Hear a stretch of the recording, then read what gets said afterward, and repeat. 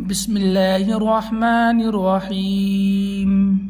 मैं आपको इस वीडियो में नमाज के ताल्लुक से वो गलतियां बताने जा रहा हूं जिनकी वजह से आपकी नमाज नहीं होती है। नमाज की एक गलती की वजह से आपकी नमाज नहीं होगी। लोगों को जिंदगी हो जाती नमाज पढ़ते पढ़ते, लेकिन नमाज पढ़ने का तरीका ना आने की वजह से उनकी नमाज जिंदगी भर की नमाज कबूल नहीं होगी। ये मैं अपने पास से बात नहीं कह रहा हूँ, ये उलमा फरमा रहे हैं इस बात को। तो उसी टॉपिक पर मैं आपको चंद गलतियां लेकर आया हूँ इस वीडियो के जरिए। और वीडियो अच्छी लगे तो लाइक और चैनल को सब्सक्राइब करें, क्योंकि मैं ऐसे ही वीडियो आप तक पहुंचाने की कोशिश करता हूं। तो चलिए मैं शुरू करता हूं। पहली गलती तो ये देखिए कि लोग अक्सर ऐसा किया करते हैं कि जब वो नमाज इमाम के पीछे पढ़ते हैं, जो तकबीर तहरीमा में अल्लाहु अकबर कहा जाता है, तो इमाम से पहले अक्सर लोग अल्लाहु अकबर कह लेते हैं, जिनकी वजह से उनकी नमाज शुरू ही नहीं होती है। अल्लाहु अकबर ये दो वर्ड हैं, अल्लाहु और अकबर। और बाहर शरीयत में ये आया है कि जिसने अल्लाहु इमाम के साथ कहा लेकिन अकबर इमाम से पहले कह दिया, तो आपकी नमाज शुरू ही नहीं हुई। जब आपकी नमाज शुरू ही नहीं हुई तो अब आपकी नमाज क्या होगी, आप खुद जान सकते हैं। पहली गलती तो आप ये है। अब दूसरी गलती की तरफ मैं आपको ले चलता हूं, और मैं आपको वो गलतियां बता रहा हूं कि जिनकी वजह से नमाज नहीं होती है। सुन्नत के हिसाब से आप रुकू अदा नहीं करेंगे तो आपकी नमाज फिर भी हो जाएगी, लेकिन सवाब में कमी होगी। मैं आपको उन गलतियों की तरफ ले चलता हूं कि जिन गलतियों की वजह से नमाज ही नहीं होती है हमारी। तो मैं सुन्नत और मकरूहात की बात नहीं कर रहा हूं, फर्ज और वाजिबात की बात कर रहा हूं कि जिनके छूटने से हमारी नमाज नहीं होती है। और ये गलतियां लोग अक्सर किया करते हैं। तो दूसरी गलती हमारी ये है कि जब लोग नमाज में रुकू करते हैं और रुकू करने के बाद खड़े होते हैं, यानी उसे कौमा कहा जाता है।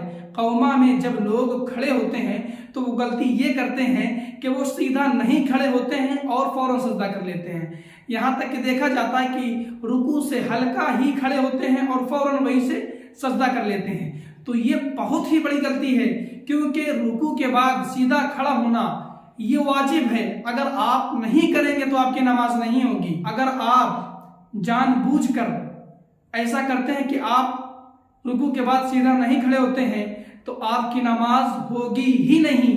लेकिन अगर भूल से आप ऐसा कर दिए हैं और आपको ख्याल आ गया कि हमारी गलती ये हुई है कि हम रुकू के बाद सीधा नहीं खड़े हुए हैं, तो आखिर में आपको सजदा सहू करना होगा। अगर सजदा सहू नहीं करेंगे तो आपकी नमाज नहीं होगी। ये कब है कि जब आप भूल से ऐसा कर दें, और जानबूझकर करेंगे तो आपकी नमाज ही नहीं होगी। अब चलिए मैं आपको तीसरी गलती की तरफ ले चलता हूं। तीसरी गलती नमाज में ये पाई जाती है कि लोग सजदा तो करते हैं, लेकिन सजदे में पैर की कितनी उंगलियों का पेट जमीन पर लगना चाहिए। पेट से मुराद आप ये समझें कि जो आप समझे ये पैर है, एक हिसाब से आप समझे, और जो ये देख रहे हैं आप, इसका जमीन पर लगना, यानी इसको मोड़ कर ऐसे इसका जमीन पर लगना फर्ज है। लेकिन कितनी उंगलियों का फर्ज है मैं आपको बताऊंगा। एक एक उंगली का पेट जमीन पर सजदे की हालत में लगना फर्ज है, और लोग आज इससे अक्सर गाफिल होते हैं, जिनकी वजह से उनका सजदा नहीं होता है, और सजदा नहीं हुआ यानी नमाज नहीं हुई। बहुत अहम मैं मसला आपको बता रहा हूं। अक्सर लोग पैर के अपनी जो उंगलियां होते हैं इस तरीके से खड़ा कर लेते हैं, यानी मोड़ते नहीं है, इस तरीके से खड़ा कर लेते हैं, सोचते हैं हमारा सजदा सही हो रहा है। जब तक आप पैर की उंगलियां का पेट जमीन पर नहीं लगाएंगे आपकी नमाज नहीं होगी। एक उंगली का तो लगना फर्ज है, तीन तीन उंगलियों का लगना वाजिब है, और दसों की दसों उंगलियों का पेट जमीन पर लगना सुन्नत है। अगर आप 10 नहीं लगा सकते हैं तो 3-3 आपको लगाना ही पड़ेगी। अगर नहीं लगाएंगे आपकी नमाज नहीं होगी। और उसके बाद फिर आप देखें कि जब सजदे के बाद उठते हैं कि रुकू में जिस तरीके से रुकू के बाद सीधा खड़ा होना वाजिब है, इसी तरीके से सजदे के बाद सीधा बैठना वाजिब है। एक तस्बीह की मिकदार उसे बैठना वाजिब है। अगर ऐसा नहीं करेगा उसकी नमाज नहीं होगी। और लोग अक्सर ये गलतियां क्या करते हैं। तो आपको चाहिए कि सजदे के बाद सीधा पीठ को अपनी सीधी कर लें, उसके बाद आप दूसरा सजदा करें। ऐसा ना हो कि आप सजदे में थे और उठें और अभी सीधा उठे ही नहीं थे कि फौरन वहीं से फिर सजदे में चले गए। मान लीजिए इसी तरीके से आपकी एक रकात कंप्लीट हो गई, इसी तरीके से आपने दूसरी रकात मुकम्मल करी। अब दूसरी रकात में जो कायदा में बैठते हैं यानी तशहुद जब पढ़ते हैं, उसकी मैं एक बहुत ही अहम गलती आपको बताने जा रहा हूँ जिससे लोग अक्सर गाफिल हुआ करते हैं। वो गलती ये है कि जो तशहुद अत्तहियातु लिल्लाहि व सलावातु ये पढ़ा जाता है, अगर वो 2 रकात वाली नमाज पढ़ रहा है, मान लीजिए फर्ज 2 रकात पढ़ रहा है, तो उसे कोई मसला नहीं, वो तशहुद मुकम्मल पढ़ेगा, दुरूद इब्राहिम पढ़ेगा, दुआ मासूरा पढ़ेगा, फिर सलाम फेर देगा।